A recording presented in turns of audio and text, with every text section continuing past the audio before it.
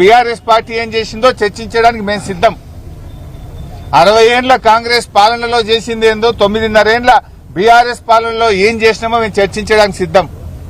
మేము 9.5 ఏళ్లలో 48 లక్షల ఎకరాలకు తెలంగాణలో సాగునీరు అందించి చూపాం. నువ్వేం చేసినావు 2.5 ఏళ్లలో? కనీసం 1 లక్ష ఎకరాలకైనా నీళ్ళు ఇచ్చినవా? మాటలు తప్ప చేతలు లేవు. గోదావరి మీద చర్చకు మేము సిద్ధం. మైక్ కట్ చేయొద్దు, కెమెరా తిప్పొద్దు, ఇది ఒక్కటే షరతు మాది, ఇంకేం లేదు. ఎంతసేపు అన్నా మాట్లాడదాం, ఎన్ని రోజులైనా మాట్లాడదాం. నీ సంగతి మొన్ననే బయటపడ్డది. ఉత్తమ్ కుమార్ రెడ్డి గారు, మీ జర్నలిస్టే సాక్ష్యం, ఆయన గారు దేవాదుల ప్రాజెక్టు మీద ఉత్తమ్ కుమార్ రెడ్డి గారు ఎక్స్ప్లెయిన్ చేస్తుంటే రేవంత్ రెడ్డి గారు ఆయన ఆపేసిండు. పాపం ఆయన పరిస్థితి దయనీయంగా అయిపోయింది ఉత్తమ్ కుమార్ రెడ్డిది. ఉత్తమన్న నువ్వు జరాగు, ఈ ప్రాజెక్టు మీద కడియం శ్రీహరి గారికి బాగా తెలుసు, ఈసారి రివ్యూ చేస్తే కడియం శ్రీహరిని పిలుచుకో అంటుండు. అంటే నీళ్ల మంత్రికి ఏం తెలియదని చెప్పకనే చెప్తున్నాడు. ఉత్తమ్ కుమార్ రెడ్డికి ఏమీ తెలియదని రేవంత్ రెడ్డి గారు మీడియా సాక్షిగా వరంగల్లోనే చెప్పిండు. ఉత్తమ్ కుమార్ రెడ్డిని ఇజ్జత్ తీసేసిండు. నీకేం తెలియదు, ఈ ప్రాజెక్ట్ గురించి కడియం శ్రీహరి గారికి తెలుసు, ఆయన్నే పిలుచుకో అంటాడు. ప్రాజెక్టు గురించి నీ మంత్రినే నువ్వు మాట్లాడనీయలేదు. రేపు అసెంబ్లీలో మాకు మైక్ ఇస్తావా? నువ్వు మమ్మల్ని మాట్లాడనిస్తావా?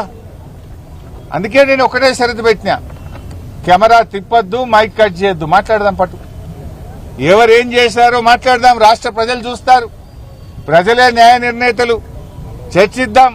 నువ్వు చంద్రబాబుకి ఎట్లా దాసోహమైనవో, మేడిగడ్డను, సమ్మక్క బ్యారేజీని, దేవాదులను పండబెట్టి ఆంధ్రాకు నీళ్లు కిందికి ఎట్లా వదులుతున్నావో, నల్లమల్ల సాగర్ కు నీ చీకటి ఒప్పందాన్ని బయట పెట్టడానికి మేము సిద్ధంగా ఉన్నాం. ఎప్పుడంటే అప్పుడు రెడీ. దమ్ముంటే అసెంబ్లీ పెట్టు, మైక్ కట్ చేయకు. ఇవాళ రేవంత్ రెడ్డి గారు ఈ డేట్లు పెట్టుడు, డెడ్ లైన్లు మార్చుడు, ఊకే బీఆర్ఎస్ మీద పడేడ్చుడు కాదు. దేవాదులను మేజర్ క్రిటికల్ పనులన్నీ బీఆర్ఎస్ పూర్తి చేసింది. చేయాల్సిందల్లా భూసేకరణ, కాల్వల దవ్వుడు, అల్కట్ పని ఉంది. 90% పనులు బీఆర్ఎస్ పూర్తి చేసింది. కేవలం 10% పనులు పూర్తి చేయడం ద్వారా మరో 2 లక్షల ఎకరాలకు నీళ్లు ఇచ్చే అవకాశం ఉంది. నిజాయితీ ఉంటే మళ్ళా డేట్ మార్చక, ఇప్పటికే పొంగులేటి డేట్ మారింది, ఉత్తమ్ గారు డేట్ మారింది, ఇప్పుడు నువ్వు ఇంకో డేట్ పెట్టినావు. డేట్లు, డెడ్ లైన్లు మార్చకుండా త్వరితగతిన దేవాదుల పూర్తి చేయాలని బీఆర్ఎస్ పార్టీ కోరుతా ఉంది. మరి ఈరోజు హెల్త్ సిటీ చూడ్డానికి వచ్చాం. గతంలో కూడా ఏడాది కింద వచ్చాం ఇక్కడికి. అప్పటికి ఇప్పటికీ పెద్ద తేడా లేదు.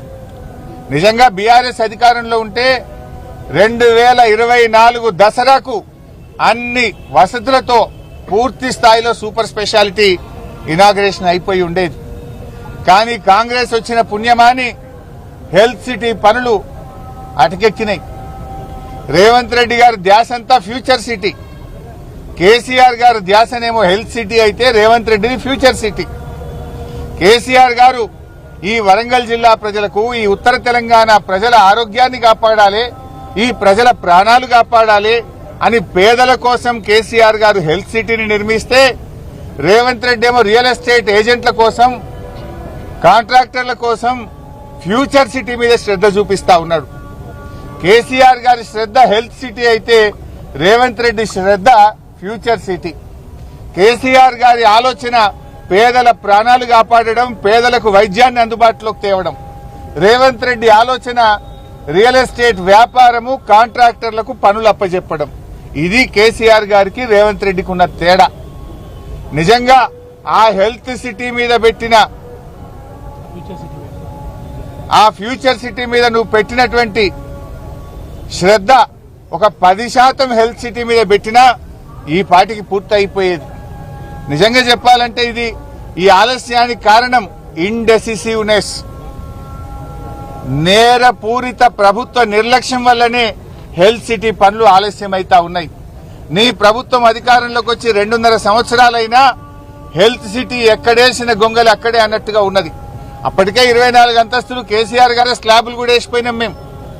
కేవలం ఫినిషింగ్ వర్క్స్ చేయడానికి 2.5 సంవత్సరాలు కావాలా? 2.5 సంవత్సరాల నిర్లక్ష్యం దేనికోసం? ఇవాళ చాలా పనులు తొలగించారు. ఆనాడు కేసీఆర్ గారు పేషెంట్ అటెండెంట్ల కోసం ధర్మశాల నిర్మించాలంటే ధర్మశాలను సగానికి సగం తగ్గించారు, క్యాంటీన్లు తీసేశారు, ఎలివేషన్ వర్క్స్ తగ్గించారు, రోడ్ నెట్వర్క్ ను తగ్గించారు, అనేక ఎక్విప్మెంట్ ను కూడా ఆసుపత్రిలో తగ్గించే ప్రయత్నం చేస్తా ఉన్నారు. నేను అడుగుతున్నా, ఎందుకు? మనం ప్రజల కోసం పనిచేయాలి కానీ కేసీఆర్ గారికి పేరు వస్తుంది, ఈ హాస్పిటల్ కేసీఆర్ గారు కట్టిండ్రు అని దీని మీద నిర్లక్ష్యం చేయడం నీకు తగదు రేవంత్ రెడ్డి. ప్రజల కోసం ప్రభుత్వాలు పనిచేయాలి తప్ప కేసీఆర్ గారికి పేరు వస్తుందనే పేరు మీద ఎందుకు నిర్లక్ష్యం? ఇప్పుడు మేము ఈ హాస్పిటల్ కు ప్రణాళికలు రూపొందించాం, బడ్జెట్ కూడా మేమే సమకూర్చిపోయినాం. దీనికి ఎన్ని నిధులు కావాలో నిధులను కూడా నాటి బీఆర్ఎస్ ప్రభుత్వం సమకూర్చింది. కేవలం మీ నేరపూరిత నిర్లక్ష్యం, మీరు డిజైన్లలో మార్పుల పేరిటనో కాస్ట్ కటింగ్ పేరిటనో నిర్ణయాలు వెలువర్చకపోవడం వల్ల 2.5 సంవత్సరాలుగా హాస్పిటల్ ప్రారంభోత్సవానికి నోచుకోవడం లేదు. దీనికి కూడా డెడ్ లైన్ పెట్టిండ్రు. 2 జూన్కు ఈ ఆసుపత్రిని ప్రారంభిస్తామన్నారు. 2 జూన్కు ఈ ఆసుపత్రి ప్రారంభించాలంటే ఇది 2000 పడకల ఆసుపత్రి. ఓ 2000 మంది నర్సింగ్ సిబ్బంది కావాలి, ఓ 1000-1500 మంది డాక్టర్లు కావాలి, పారామెడికల్ సిబ్బంది ఒక 1000 మంది కావాలి, అవుట్ సోర్సింగ్ సిబ్బంది ఒక 4000 మంది కావాలి. నియామకాలు చేసిండ్రా? రిక్రూట్మెంట్ కు కేబినెట్ అనుమతి ఇచ్చిందా? ఉద్యోగాలకు నోటిఫికేషన్ ఇచ్చారా? ఉద్యోగాల నియామకాల ప్రక్రియ జరిగిందా? ఏం జరగకుండా జూన్ 2కి ఎట్లా ప్రారంభిస్తారు? తూతూ మంత్రంగా చేస్తారా? నేను ఎక్కడో పేపర్లో చదివాను, ఓపీ సేవలు ప్రారంభిస్తాం. ఇదేమన్నా సూపర్ స్పెషాలిటీ ఆసుపత్రి, బస్తీ దవాఖానా? ఆల్రెడీ వరంగల్లో మేము చాలా బస్తీ దవాఖాన్లు పెట్టాం. ఆనాడు మా వినయ్ భాస్కర్ గారు, మా నన్నపనేని నరేందర్ గారు అడిగితే 10ల సంఖ్యలో వరంగల్లో బస్తీ దవాఖాన్లు పెట్టాం. గల్లీ గల్లీకి బస్తీకి దవాఖాన పెట్టాం, ఓపీ సేవలు అందిస్తున్నాం. మరి సూపర్ స్పెషాలిటీ ఆసుపత్రి అంటే అన్ని రకాల శస్త్రచికిత్సలు జరగాలి. ప్రజలు హైదరాబాద్ పోకుండా ఇక్కడనే అన్ని వైద్యాలు అందాలి అని సూపర్ స్పెషాలిటీ ఆసుపత్రి కట్టాం. అంటే 2 జూన్కు ఓపీ సేవలు చేస్తామంటే దీన్ని మరో బస్తీ దవాఖాన చేస్తారా? దానికోసం కాదు కదా కట్టింది. ఇంకోటి, ఆసుపత్రి ప్రారంభమైన తర్వాత ఆపరేషన్ థియేటర్లు గాని ఎక్విప్మెంట్ మూవ్మెంట్ కష్టమైతుంది. పూర్తి స్థాయిలో ఎక్విప్మెంట్ తెప్పించి వైద్య సిబ్బంది నియామకాల ప్రక్రియ పూర్తి చేసి వెంటనే ఆసుపత్రిని యుద్ధ ప్రాతిపదికన పేదలకు అందుబాటులోకి తేవాలని బీఆర్ఎస్ పార్టీ డిమాండ్ చేస్తుంది. ఓపిక పట్టాం. కొత్త ప్రభుత్వం అని 7 ఓపిక పట్టినాం, 2 ఏళ్ళు ఓపిక పట్టినాం. ఇప్పుడు 2.5 ఏళ్లకు వచ్చింది ఓపిక పట్టం. నిన్ను అడుగడుగున వెంట పడతాం, నిలదీస్తాం. అవసరమైతే ఇక్కడనే మీరు ఆలస్యం చేస్తే బీఆర్ఎస్ పార్టీ ఆధ్వర్యంలో నిరవధిక దీక్షకు మా బీఆర్ఎస్ పార్టీ దిగుతుంది, నీ మీద ఒత్తిడి పెంచుతుంది అని చెప్పి కూడా హెచ్చరిస్తా ఉన్నాం. ఇప్పటికైనా కళ్ళు తెరవండి, నిర్ణయాలు తీసుకోండి, పోస్టులు మంజూరు చేయండి, ఎక్విప్మెంట్ ను తెప్పించండి, సిబ్బంది నియామక ప్రక్రియ పూర్తి చేయండి, ఆసుపత్రిలోని అన్ని డెసిషన్స్ నిర్మాణానికి